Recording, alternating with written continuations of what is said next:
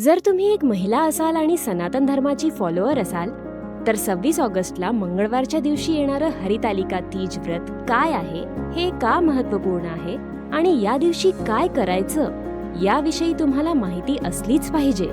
या दिवशी माता पार्वतीने भगवान शंकरांना पती म्हणून मिळवण्यासाठी केलेल्या तपस्येच्या स्मरणार्थ विवाहित स्त्रिया व कन्या अत्यंत श्रद्धा व निष्ठेने उपवास करतात.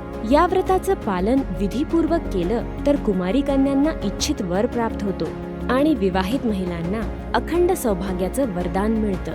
हरितालिका तीज न केवळ सौभाग्य आणि पतिव्रता धर्माचं प्रतीक आहे, तर हे संयम, त्याग, धैर्य व गुरुनिष्ठेचीही प्रेरणा देतं. हे पर्व शिकवतं की जसं माता पार्वतीने गुरु नारदांचं वचन श्रद्धापूर्वक स्वीकार करून तपश्चर्या केली, तसंच शिष्यानेही आपल्या गुरूंच्या आज्ञेत पूर्ण समर्पण आणि विश्वास ठेवला पाहिजे.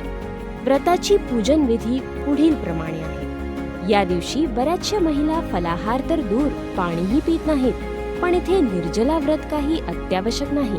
पहाटे तीळ व आवळ्याच्या बारीक चूर्णाने स्नान केल्यानंतर सौभाग्य प्राप्ती व ईश्वर प्रीतीसाठी व्रत करण्याचा संकल्प केला जातो.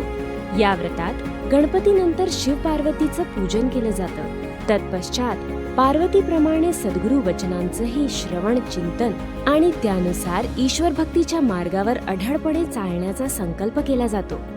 या दिवशी उपवास करून मौन, जप, ध्यान, जागरणाचा लाभ घेतला पाहिजे.